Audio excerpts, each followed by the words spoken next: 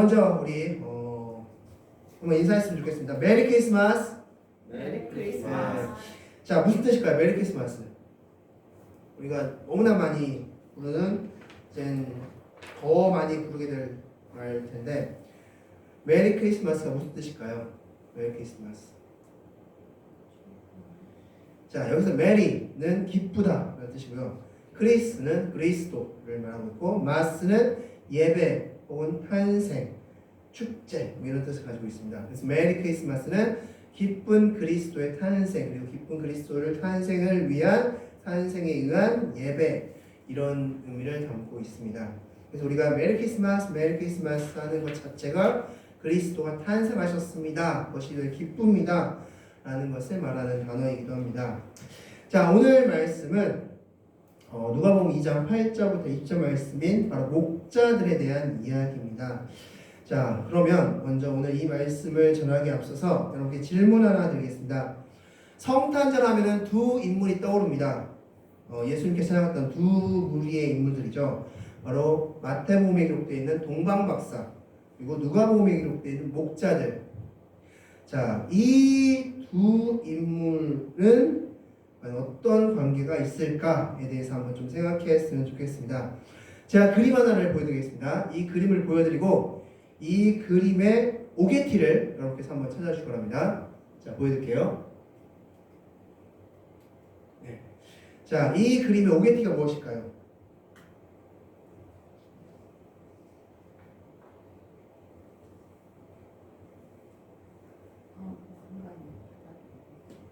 자, 정말 잘 보입니다.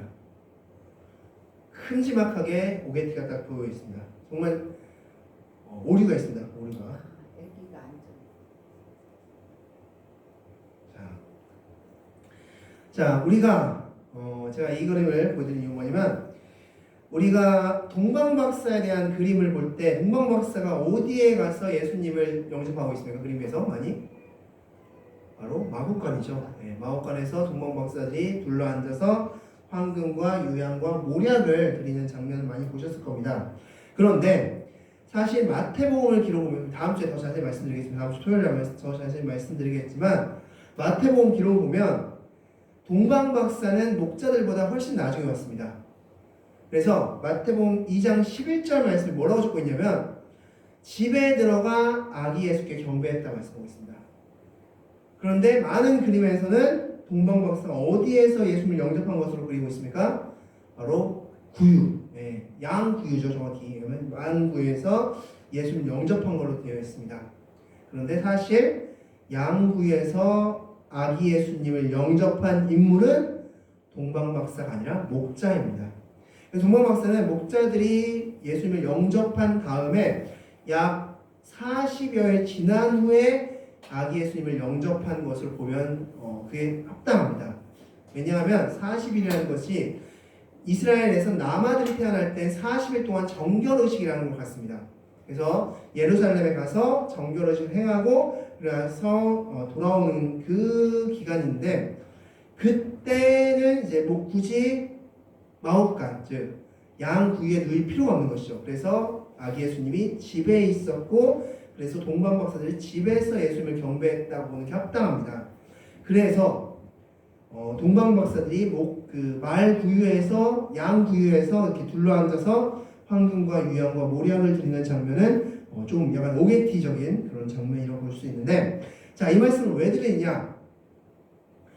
그렇다면 최초의 성탄절을 맞이했던 인물들은 누굽니까? 바로 목자들이라는 겁니다. 목자가 바로 오늘 말씀 누가복음 2장 8절부터 20절 이 말씀이 인류 최초의 성탄절, 바로 크리스마스에 대한 말씀이라는 것입니다. 자, 그렇다면 여기서 우리는 두 가지 질문을 좀 했으면 좋겠습니다. 첫 번째는 왜 목자들이 그 첫 번째 주인공이 되었을까에 대한 질문. 두 번째, 그렇다면 그 성탄절, 첫 번째 성탄절의 메시지는 과연 무엇이었을까? 이 두 질문을 같이 좀 생각해 보고자 합니다. 자, 그럼 말씀부터 지금 보도록 하겠습니다. 우리 먼저 첫 번째 질문은 이것이었죠. 바로 왜 목자들이었을까? 수많은, 특별히 이제 종교 지도자들도 있었고, 수많은 사람들이 있었는데 왜 목자들일까에 대한 질문입니다. 자, 이 질문에 대해서 정말 많은 얘기들 여러분 들어보셨을 겁니다. 이것에 대해서 정말 많은 설교들이 있었고 많은 이야기들이 있었기 때문입니다. 가장 대표적인 몇 가지를 얘기하면 이렇죠.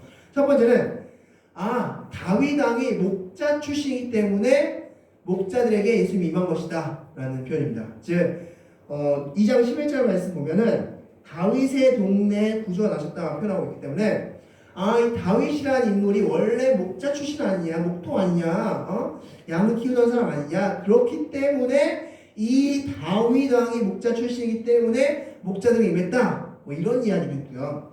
또한 이 이야기 가장 많을 것 같습니다. 가장 많이 들어보신 이야기는 이런 이야기일 겁니다. 이 목자라는 인물들이 가장 그 당시에 천하고 가장 낮은 그런 인물이기 때문에 예수님은 낮은 자의 하나님, 낮게 오신 하나님이시기 때문에 양 구유에 누일 정도로 낮게 오신 예수님이시기 때문에 그 당시에 낮은 인물의 대표격인 목자들이 오신 것이다 라는 그런 이야기도 있고요. 세 번째, 아니다, 예수님이 목자 되심을 표현한 것이다. 그래서 우리는 양, 예수님 목자, 이것을 그 목자에게 오심을 통해서 상징적으로 보여준 것이다. 뭐 이런 이야기들이 많이 있습니다. 물론 어느 정도 일리는 있고 어느 정도 설득력은 있는 이야기입니다. 그런데 사실 정확하게 이거다 라고 볼 수 있는 것은 없습니다. 자, 그런데 더 중요한 게 있습니다. 지금부터 왜 목자들일까라는 질문은 사실 중요치 않다는 겁니다. 왜냐하면 이제 잠시 후에 후반부에서 말씀드리겠지만 이들이 한 일은 뭡니까? 예수님이 온 것을 마리아와 그때 그 구유 곁에 모였었던 사람들에게 그냥 전한 것 뿐입니다. 즉 메신저로서의 역할만 그들을 감당했습니다. 그렇다면 꼭 목자야만 했을까요? 아니요. 아무나 상관없어요. 그냥 말만 잘 전하는 사람이면 상관없습니다. 말만 잘 전했으면 됩니다. 자신들이 본 것을 전하고 그것을 잘 알려줄 수 있는 사람이면 누구든지 상관없었습니다. 즉, 왜 목자들이냐는 질문은 사실 그렇게 중요치 않다는 질문입니다. 더 중요한 질문이 있습니다. 무엇이냐면 왜 이때 오셨나 하는 것입니다. 왜 이때 오셨을까? 예수님은 왜 이때 누가복음 2장의 이 배경 가운데 오셨을까가 바로 우리가 해야 될 질문인 것입니다. 왜냐하면 이때 구원이 필요한 사람들이 존재했기 때문에 오신 것이기 때문입니다. 이 말인 즉슨 내가 지금 구원이 필요하다면 이때 예수님이 오신 것처럼 지금도 예수님이 오셔야 되고 내 마음 가운데 오셔야 된다는 그런 논리가 성립될 수 있기 때문입니다. 그래서 더 필요한 질문은 왜 목자들에게 오셨을까가 아니라 왜 이때 오셨을까? 라는 질문인 것입니다. 그렇다면 자, 질문 다시 바꿔보겠습니다. 왜 이때 예수님은 태어나셔야만 했을까? 자, 그것에 대해서 이제 지금부터 성경을 통해서 같이 보도록 하겠습니다. 우리 8절 말씀 같이 읽겠습니다. 8절 말씀 다 같이 읽겠습니다. 시작! 그 지역의 목자들이 밤에 밖에서 자기 양떼를 지키더니. 아멘. 자, 여기서 그 지역은 어느 지역입니까? 바로 베들레헴이죠. 베들레헴. 예수님께서 태어나셨던 그 베들레헴이라는 동네를 지금 말하고 있습니다. 그 베들레헴이라는 동네에서 목자들이 밤에 밖에서 자기 양떼를 지켰다 말씀하고 있습니다. 그렇다면 질문 드리겠습니다. 왜 지금 밤에 밖에서 양을 목축하고 있을까요? 왜 양을 지금 목축하고 있을까요? 이 목자들이. 자, 이 목자들이 키우는 양의 목적이 있었습니다. 그 당시에. 왜냐하면 뭐냐면 이 베들레헴이라는 지역은 그 당시에 제사에 쓰이는 양을 키우는 일을 업으로 삼는 사람들이 많이 있었습니다. 그래서 이 8절 말씀에 등장하는 이 목자들도 그런 업을 삼는 사람들일 것이다 라고 이 8절 말씀을 근거로 추측할 수 있습니다. 그래서 자기 양떼를 지키다가 양떼를 키우다가 종교 지도자들이 와서 야, 양 몇 마리만 줘. 그래서 돈으로 거래해서 그 양을 예루살렘 성전에 파는 겁니다. 그것이 그 당시에 이들의 업이었습니다. 네, 주 수입원이었던 것이죠. 자, 그렇게 해서 판매된 그 양들은 예루살렘 성전 앞에 전시되어 있다가 사람들이 예루살렘에 이제 희생제물, 이제 예배를 드리러 속죄 예배를 드리러 올 때 그 양을 판매하는 겁니다. 자, 그렇다면 원래는 어떻게 해야 됐었나 말씀을 통해서 우리 확인해 보겠습니다. 말씀을 보겠습니다. 자, 레위기 4장 32절 말씀 다 같이 읽겠습니다. 시작. 그가 만일 어린 양의 속죄 제물을 가져오려거든 흠없는 암컷을 끌어다가. 아멘. 자, 원래는 자신의 죄를 속하기 위해서는 자기가 잘 키우고 애지중지 키우는 어떤 양, 흠없는, 정말 흠이 없는 암양을 데려다가 자기 집에서부터 영차 끌고 예루살렘 성전으로 가서 그 성전문에서 안수받고 그리고 와서 들어가서 죽임을 당하면 됩니다. 그게 원래 원칙이었습니다. 그런데 사람들이 이 말라기서에 보면 어떻게 표현하고 있냐면 말라기서 2장 13절 말씀에 너희가 그런 일을 번거로이 여기는구나 라는 말씀이 있습니다. 그러니까 양을 자기가 양 키우고 있는 양 중에서 흠없는 암양을 고르는 일, 그 암양을 골라서 이고지고 예루살렘 성전까지 가는 일, 그런 일들이 너무나 그때 번거롭게 느껴진 겁니다. 아, 굳이 이렇게 해야 돼? 이렇게까지 하면서 내가 예배 드려야 돼? 그래서 그들이 생각한 게 뭐냐면 아니 그냥 터벅터벅 예루살렘 성전까지 가서 거기 앞에서 양 사오면 되지. 그래서 그 양으로 제사 드리면 되지 라고 생각했던 겁니다. 그런 생각을 가진 그들과 종교 지도자들의 생각이 맞아떨어진 겁니다. 아, 그래? 그런 생각이 있어? 야, 그럼 우리가 목자들에게 양을 사와서 그 양을 전시해 놓자. 그러면 그런 생각을 가진 소비자가 양을 사서 제사를 드릴 거 아니냐? 그럼 우리도 제사를 드려서 좋고 이들도 편안하게 예배 드려서 좋고 일석이조 아니냐? 라고 생각했던 것입니다.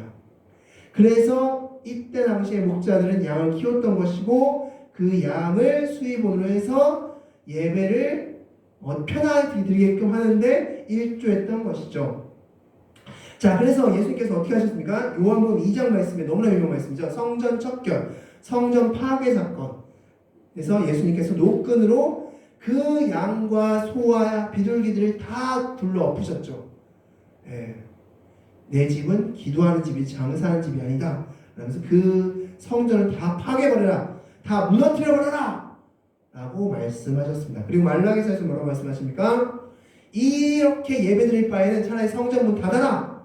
라고까지 말씀하셨습니다. 자, 지금 제가 무슨 말씀을 드리냐? 이 8절, 이 한 절을 통해서 그때 당시에 종교성이 드러나고 있는 겁니다. 어떤 상황이었다? 그들은 예배드리는 것을 귀찮아하면서도 형식적으로나마 남아있었던 상황이었다. 형식만 남아있었던 상황이었던 겁니다. 형식적으로 예배 드리는 척 했던 양 대충 사서 돈 내고 양 사서 드리고 아, 나 죄 속죄 받았어. 좀 용서 받았어 하면서 편한 마음으로 그냥 가버리는 그런 예배가 성행했던 시절이 바로 이때였다라고 말씀하고 있습니다. 또한 이때는 어떤 때였는지 우리 12절 말씀 같이 한번 보겠습니다. 12절 말씀입니다. 시작. 너희가 가서 강보에 쌓여 구유에 누워있는 아기를 보리니 이것이 너희에게 표적이니라 하더니. 아멘. 자, 이 말씀에서 예수님이 구주라는 것에 대한 표징이 뭐냐면 강보에 쌓여 구유에 누워있다는 겁니다. 그것이 표징이다. 그것이 표적이다. 그것이 증거다 라고 말씀하고 있는 겁니다. 자, 근데 왜 예수님은 굳이 강보에 쌓여 구유에 누워 있었습니까? 자, 왜냐하면 누가복음 2장 1절 말씀 때문이죠. 우리 2장 1절 말씀 다시 한번 읽겠습니다. 시작. 그때 가이사 아구스도가 영을 내려 천하로 다 호적하라 하였더니. 아멘. 자, 가이사 아구스도 황제, 로마의 그 황제가 호적을 명했습니다. 호적을 명했습니다. 자, 그래서 호적을 명해서 2절 말씀 보면 이 호적은 구레뇨가 수리아 총독이 되었을 때 처음 한 것이다 말씀하고 있습니다. 즉 가이사 아우구스라는 그 황제, 옥타비아누스 황제입니다. 그 황제가 명을 내렸고 그 명을 각 지역에 있는 본부왕들이 받들어 섬기고 그것을 자기들이 다스리는 백성들에게 전파한 겁니다. 그럼 그 백성들은 어떻게 해야 됩니까? 로마 황제가 그렇게 말했기 때문에 로마 속국이었던 그들은 로마 황제의 명을 따를 수밖에 없는 상황이었던 겁니다. 단순히 이것은 로마 황제의 명을 따른다는 뜻이 아니라 로마 황제가 어떤 존재로 지금 인식하고 있냐면 바로 신적 존재로 인식하면서 그들은 그의 명령을 따르고 있었던 것입니다. 그래서 그 명령을 들은 한 사람이 바로 예수님의 육적인 아버지가 된 요셉이라는 사람이었죠. 그래서 그 요셉도 역시 호적하러 가야만 했는데 그럼 그때 당시에 요셉은 어디에 살았냐? 누가복음 2장 4절 말씀 보면 나사렛에서 살고 있었고 그가 다윗의 자손이었기 때문에 다윗의 고향인 베들레헴으로 가야만 했던 것입니다. 자, 지도를 통해서 보면 이렇습니다. 자, 나사렛에서 베들레헴까지 지도상에서는 뭐 그렇게 멀지 않은 그런 것처럼 보이지만 실제 거리는 약 150km 정도 된다고 합니다. 물론 지금 150km? 그럼 그냥 금방 갔다 왔다 할 수 있는 그런 거리지만 그때 당시에 150km 그리고 지금 어떻습니까? 이 마리아는 누가복음 1장 말씀에서 천사 가브리엘을 통해서 수태고지 즉 예수의 탄생을 명함받고 예수를 태에 품은 상태입니다. 즉 임신 중인 상태라는 것입니다.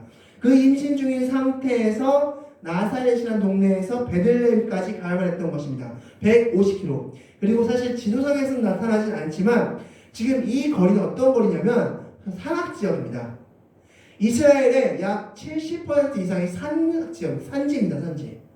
그래서 이 지역은 이 앞에 지역은 물이 있고 어느 정도 좀 편안한 그런 지역이지만 이 나사렛에서 베들레헴까지 가는 이 거리는 산악지역을 가는 겁니다.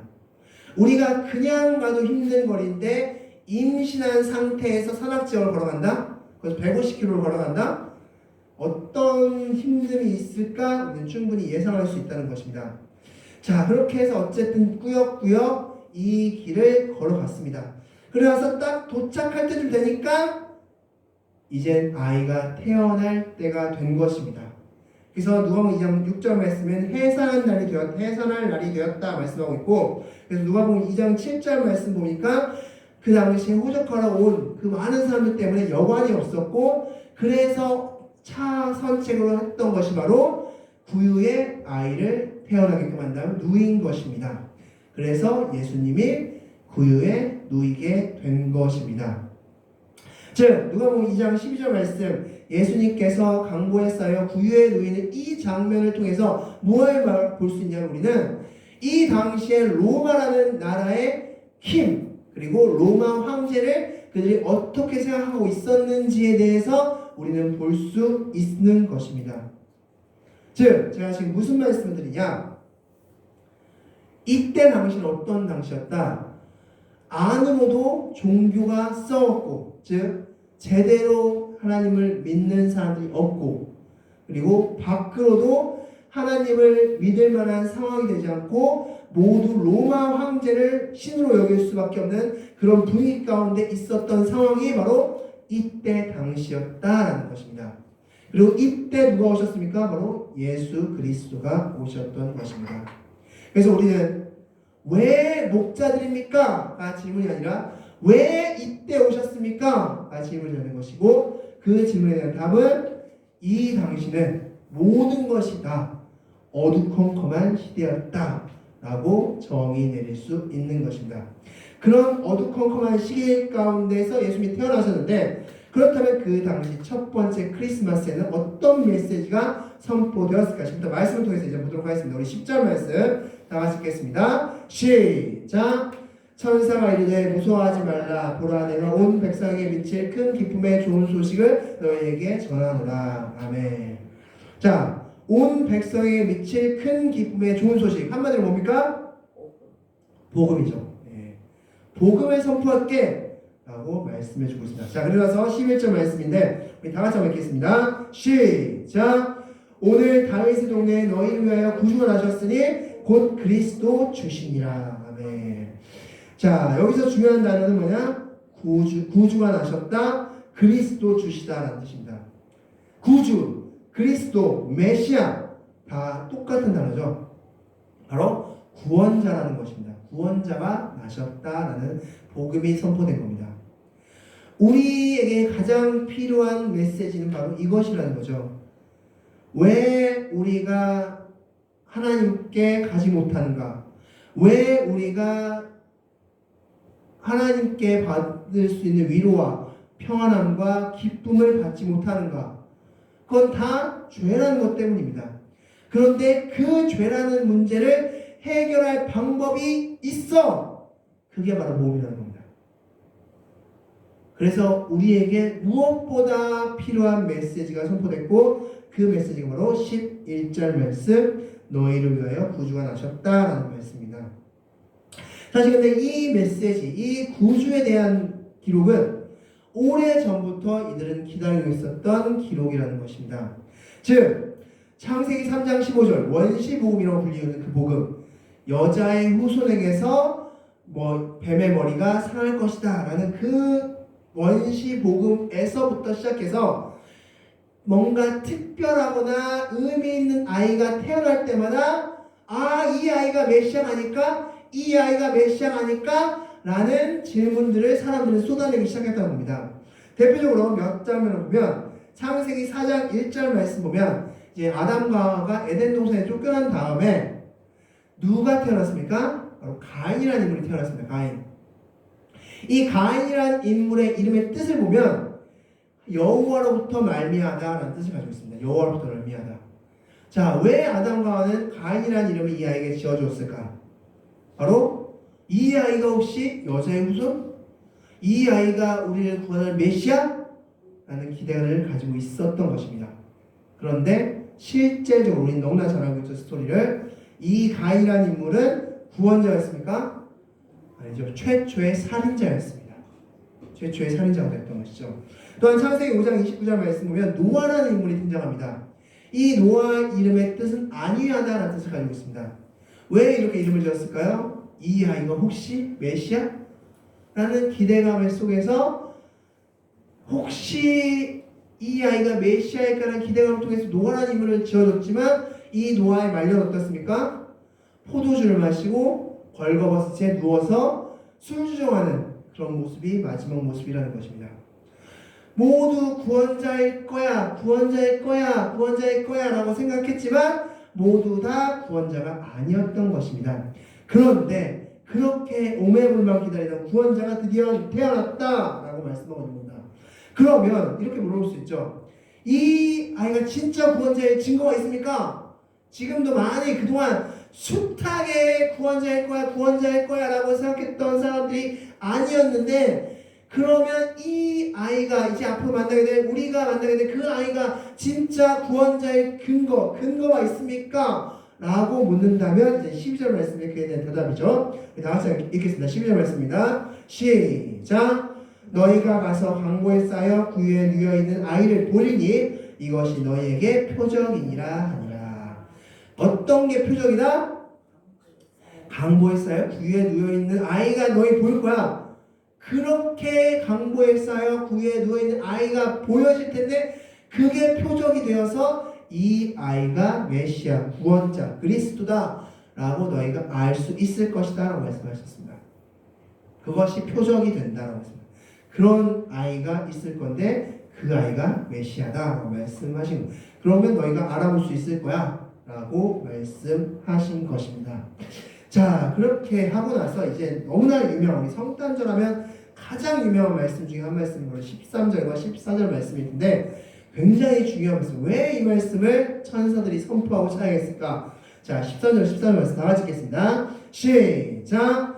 오련히 수많은 천군이 그 천사와 함께 하나님을 찬송하며 이르되 지극히 높은 곳에서는 하나님께 영광이요 땅에서는 하나님이 기뻐하신 사람들 중에 평화로다 하니라. 아멘. 자, 질문 드리겠습니다. 무슨 뜻일까요?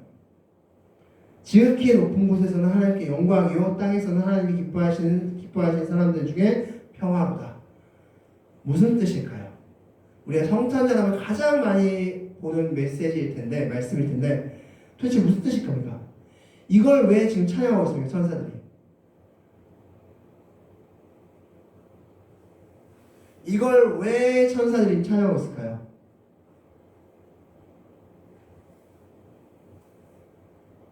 자, 이 찬양의 결론은 뭐냐면 죄의 완전한 해결을 말하고 있는 겁니다. 죄의 문제를 완전히 해결할 수 있는 길이 열렸음을 지금 찬양하는 겁니다. 자, 하나하나씩 보겠습니다. 첫 번째, 지극히 높은 곳에서는 하나님께 영광이라고 말씀하고 있습니다. 가장 높은 곳은 하나님께 영광이 될 수 있다고 했습니다. 하나님께 영광을 돌린다 말씀하고 있습니다. 지금 하나님께 영광이 된다라고 드릴 수 있다라고 말씀하고 있는 것이죠. 자, 죄를 지으면 하나님께 영광을 드릴 수 있을까요? 없을까요? 없습니다. 네. 원래 인간은 이사야 43장 21절 말씀에서 내가 사람을 지었을 때 그 사람들을 나를 찬송하게 하기 위해서 지었다라고 말씀하십니다. 원래 우리 인간은 하나님을 찬양하기 위해서, 영광 돌리기 위해서, 그 높고 높이 계신 그 하나님께 찬양하기 위해서 창조된 게 사람인데, 그 사람들이 지금 하나님을 찬양하고 있느냐? 찬양하고 있지 않다는 겁니다. 왜 찬양하고 있지 않느냐? 죄라는 문제 때문이다 라고 말씀합니다. 우리 가운데 죄가 있어서 하나님을 찬양하지도 않을 뿐더러 찬양할 수도 없고 찬양해야 되는 것도 모른다는 겁니다. 그래서 무지하고 무능하고 무기력한 존재가 되었다는 것입니다. 왜? 죄 때문에. 하나님께 늘 찬양하면서 에덴 동산에서 하나님을 찬양했던 아담과 하와처럼 그렇게 하나님을 막 찬양하면서 사는 존재로 하나님을 창조하셨는데, 그렇게 창조된 인간들이 하나님을 찬양해야 되는지도 모르고 하나님을 찬양하고 싶은 마음도 들지도 않고 찬양하려고 해도 힘도 없어 찬양도 못하고 그런 존재가 되었다는 것입니다. 근데 그 문제를 해결할 방법이 드디어 짜잔 하고 나타난 겁니다. 그래서 천사들이 찬양합니다. 뭡니까? 예수 그리스도의 십자가 사건. 그 사건을 통해서 드디어 이제 그들이 하나님을 찬양해야 되는 것도 알게 될 것이고, 그 찬양할 수 있는 힘도 얻을 것이고, 직접 스스로 무릎을 일으켜서 성령 충만함을 통해서 하나님을 찬양하게 될 것이고, 이런 모든 길이 열렸는데 그 길의 시작점이 뭐다? 바로 오늘 본문 말씀이 된 것입니다. 바로 예수 그리스도 탄생이 그 시작점이 된 것입니다. 그래서 지금 천사들은 그것을 찬양하고 있는 것입니다. 죄의 문제를 해결할 수 있는 길이 열린 것입니다. 두 번째, 하나님 땅에서는 하나님이 기뻐하신 사람들 중에 평화로다. 즉 하나님이 택한 자, 즉 하나님 안에 거한 자들에게는 평안함이 거할 수 있었는데, 원래 하나님은 에덴 동산에 있는 아담과 하와가 평안했을까요? 평안하지 않았을까요? 정말 평안했을 거죠. 그들에게는 걱정, 근심, 염려가 있을까요? 아, 오늘 뭐 먹지? 아, 오늘 어떻게 하지? 이런 염려, 걱정이 있었을까요? 전혀 없었죠. 하나님 안에 있으면 원래 평안함 가운데 사는 게 인간이었습니다. 그런데 죄가 하나님과 인간 사이를 갈라버렸습니다. 그래서 문제가 뭡니까? 그 하나님의 평안함을 받으려고 하면 하나님 안에 들어가야 되는데, 하나님 안에 들어가는 길이 끊겨버린 겁니다. 고속도로가 끊겨버린 겁니다. 그래서 하나님 안에 들어가지를 못하는 거고, 결론적으로 하나님이 택한 자임에도 불구하고 그들의 삶은 평안하지 않은 겁니다. 그런데 그 길을 누가 다시 연결시켜 주셨습니까? 예수 그리스도의 십자가가 연결시켜 줍니다. 예수 그리스도의 십자가의 죽음을 통해서 죄가 모두 사해짐으로써 죄라는 것이 딱 사라져 버리니까 다시 고속도로가 연결된 겁니다. 그래서 우리는 하나님 안에 들어갈 수 있게 된 것입니다. 즉 다시 정리하면 호련히 수많은 천군이 수많은 천사들이 하나님을 찬양했는데 왜 하나님을 찬양했느냐? 지극히 높은 곳에서는 하나님께 영광이 되고 땅에서는 하나님 기뻐하시는 사람 중에 평화가 드디어 찾아올 수 있기 때문에 그 길이 열렸기 때문에 찬양한 겁니다. 죄의 문제가 드디어 해결할 수 있구나. 죄를 완전히 해결할 수 있는 방법이 드디어 생겼구나 라고 했기 때문에 그들이 찬양하게 된 것입니다. 마찬가지로 우리가 찬양해야 되는 목적도 이겁니다. 우리가 크리스마스 성탄절을 보내는 이유도 이것이죠. 왜? 죄의 문제가 해결될 수 있는 방법이 드디어 시작됐기 때문에. 예수 그리스도가 아니었으면 결코 하나님 안에 들어갈 수도 없고, 그리고 하나님께 영광 돌리는 그런 마음조차, 그리고 마음이 있다 한들 힘이 없어서 하지 못하는 그 인간들이 드디어 하나님께 영광 돌리고 하나님께 찬양하고 하나님 안에 들어가고 모든 것들을 누릴 수 있는 그런 시작점이 시작되었기 때문에 우리 크리스마스를 찬양하고 기뻐하는 것입니다. 그게 바로 성탄절의 의미인 것입니다. 성탄절은 한마디로 죄 문제 해결의 시작점이라고 볼 수 있는 것입니다. 자, 그렇게 천사들이 찬양하고 난 다음에 그 이후, 그렇다면 이 목자들은 어떻게 행동했을까? 지금부터 우리 15절 말씀, 그리고 16절 말씀, 17절 말씀까지, 우리 3절 말씀 같이 읽도록하겠습니다. 시작! 천사들이 떠나 하늘로 올라가니 목자가 서로 말하되 이제 베들레헴으로 가서 주께서 우리에게 알리신 바 이 이루어진 일을 보자 하고 빨리 가서 마리아와 요셉과 위에 누인 아이를 찾아서 보고 천사가 자기들에게 이 아기에 대하여 말한 것을 전하니. 아멘. 자, 15절에 보자 결심하고 16절에 빨리 갔고 그래서 아이를 찾았고 17절에 그들이 보고 들은 것을 전했다. 그리고 20절 말씀에 그렇게 하신 하나님께 영광을 돌리고 찬송했다 라고 말씀해 주고 있습니다. 즉 이들은 어떻게 했습니까? 예수님을 만난 이후 예수님이 필요한 사람들에게 그 메시지를 선포하는 것으로서 이들의 역할을 다했습니다. 그렇기 때문에 이들은 목자여도 되고 목자가 아니어도 상관없던 겁니다. 그냥 그들이 보고 들은 걸 그냥 전하면 됩니다. 우리는 전도는 간단합니다. 여러분이 경험한 거 그냥 전하는 게 전도입니다. 하나님께 받은 은혜를 전하는 게 전도인 것입니다. 어떤 스킬도 어떤 능력도 그냥 저는 그렇기 때문에 목자들이 아니어도 상관없는 겁니다. 그냥 누구든지 상관없었던 겁니다. 자, 말씀을 통해서 우리 좀 확인하려고 하는데 열왕기하 6장 24절 말씀 이런 말씀이 있습니다. 아람 왕이 바로 북이스라엘 사마리아를 에워쌉니다. 베나다시라는 사람이. 자, 그리고 나서 그때 당시 어떤 상황이었냐면 두 어머니가 있었는데 한 어머니가 자기 아들을 삶아본 다음에 다른 어머니한테 야 그럼 그 다음날 우리 아이를 공평하게 삶아서 나눠 먹고 그 다음날은 너희 아이를 삶아 먹자 라는 약속을 했는데 그 약속을 어겼다고 왕에게 항의하는 그런 장면이 나옵니다. 그 정도로 이제 사마리아가 에워싸면서 모든 물자가 다 끊기고 모든 것들이 다 끊기면서 그들은 고립된 상황 가운데 있었던 겁니다. 그래서 아이를 삶아 먹어야 해서 생명을 연장하는 그런 정말 최악의 상황까지 간 것입니다. 그런데 그때 어떻게 했냐 하나님이 이 아람 나라 군사들에게 어떻게 했냐면 병거소리와 말소리와 큰 군대 소리를 듣게끔 합니다. 환청을 듣게 합니다. 그래서 그들이 야 우리한테 지금 뭔가 적군이 올라오나 보다 하고 주랭랑을 치게끔 만듭니다. 그래서 그 고립됐던 상황을 풀어주십니다. 자, 그런데 여기서 중요합니다. 열왕기하 7장 8절 말씀이면 그 고립되었다가 그 고립했던 아람 군대가 도망갔다는 사실을 누가 맨 처음에 발견하냐면 바로 나병 환자들이 발견하죠.